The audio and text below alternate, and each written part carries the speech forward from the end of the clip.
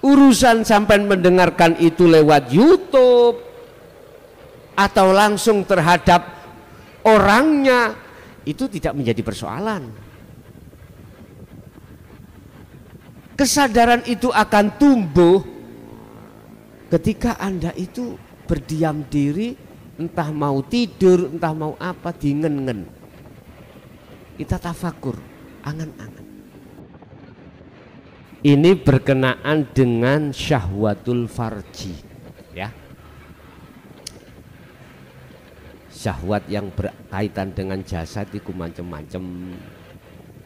Ada syahwatul farji, ada selain syahwatul farji. Syahwat itu kesenangan.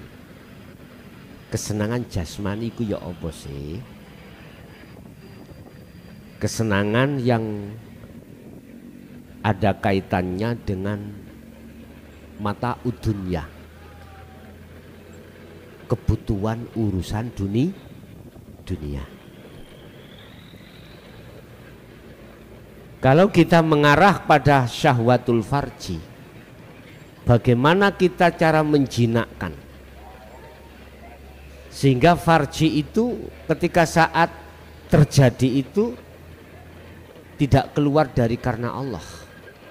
Sama syahwat yang berkenaan dengan mata udunya, bagaimana cara menjinakkan itu sehingga tidak keluar dari karena Allah. Ada cara tersendiri. Cuman yang ditanyakan apa maksud Allah? Iki menyeret terhadap golongan fana untuk masuk di dalam perangkap nafsu. Nyun sewu Pak, kita kembali pada maksud dan tujuan Allah ciptakan manusia, ya. Kita kembali kepada maksud Allah ciptakan manusia. Dalam satu ayat Allah katakan illa liya'budun, kecuali untuk mau menyembah pada Allah. Tapi jangan diartikan bukan berarti Allah iku sepi si nyembah, ndak.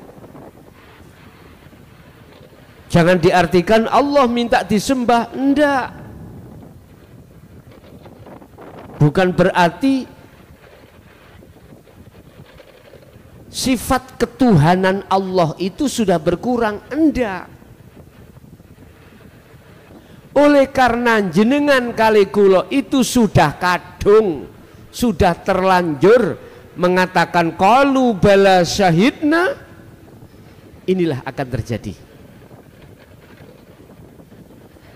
Sudah kadung mengatakan jeh jenengan ikut Tuhanku,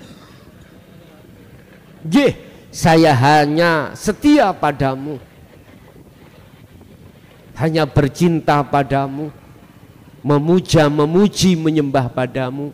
Inilah akhirnya Allah butuh pembuktian. Apa pembuktiannya? Diperintahkanlah iblis, innahu lakum aduwwum mubin, untuk mengetes, menguji kesetiaanmu pada Allah. Nafsu akhirnya ditaruh di dalam diri kita yang tergabung di dalam sifat basariyah. Ternyata apa yang terjadi? Awal kita itu sesuai dengan sejarah apa yang telah terjadi pada baginda Adam. Baginda Adam. Tadi sudah saya katakan, setiap ayat yang diturunkan oleh Allah mesti ada asbabun nuzulnya. Ada asbabun nuzulnya. Walaupun Allah sudah mengatakan terhadap Adam,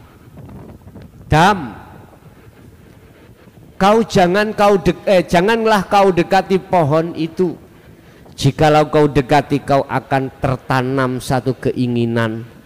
Kalau keinginan sudah ada dalam dirimu, kau akan berupaya untuk mencari cara supaya keinginanmu tercapai. Tapi kalau sudah tercapai, kau akan tahu betapa penyesalan yang akan terjadi setelah saya kasih tahu. Nyun sewu, Gusti Allah iku minangka dalang sing gak kentekan lakon, dalang yang tidak pernah kehabisan cerita. Bahasa guyon piye ya, amri Adam iki keluar teko surga. Sebab ada ayat sebelumnya itu, sebelum Adam tercipta itu ada ayat yang mengatakan wa idz qala lil malaikati inni ja'ilun fil ardi khalifah. Piye ya carane Adam iki keluar dari surga terus menjadi khalifah di muka bumi? Akhirnya muncullah satu ayat wa zuyyina linnasi hubbus syahawah.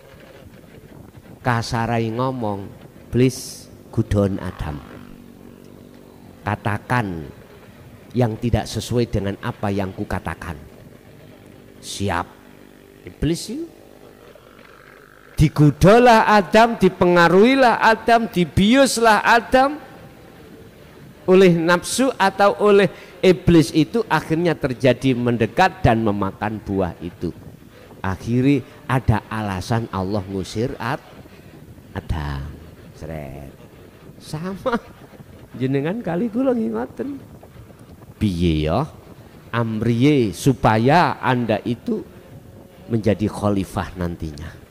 Khalifah itu pemimpin toh? Pemimpin. Ketika saat akil balik datang kita, nafsu diperintahkan Allah untuk masuk. Akhirnya kita terbius dengan apa yang dikatakan nafsu itu. Tidak jauh berbeda dengan Adam. Ruhaniyahmu pasti akan mendatangi kesenangan dunia, mata udunya. Ini cerita supaya berlakunya hukum innalillahi. Ya seperti ini. Sak temene kabeh iku parani sangka Gusti. Sekarang tinggal perjalanan wa inna ilaihi rajiun sebelum Anda meninggal.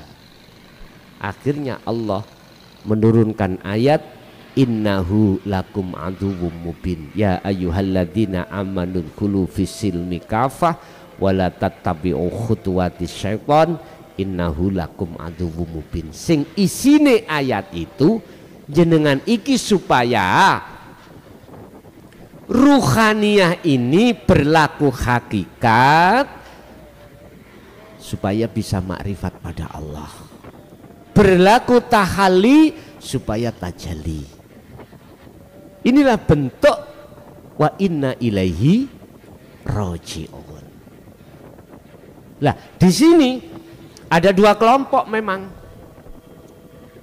Ada kelompok yang memperhatikan seruan ini, ada yang tidak memperhatikan alias diabaikan.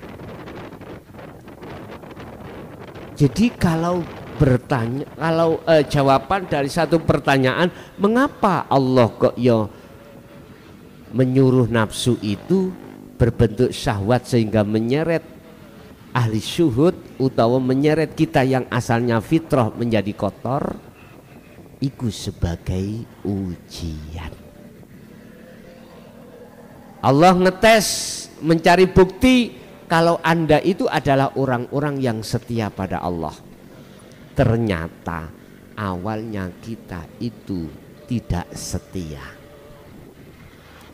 alias kita ikut di dalam seruane nafsu. Akhirnya nafsu ini kita jadikan sebagai penasehat ruhaniyah kita. Barang siapa yang menjadikan nafsu itu sebagai penasehat kita, maka yang terjadi adalah kegelapan dalam diri kita. Al-Baqarah 257. Innalladzina kafaru awliya'uhumut taghut. Barang siapa yang menjadikan nafsu sebagai penasehat kita, imam kita, apa yang terjadi? Allah akan membuat ruhaniyahmu dalam keadaan gelap. Seperti itu. Lama-lama jenengan sadar. Lah ini sadar kalau selama ini diplesetke oleh hawa nafsu.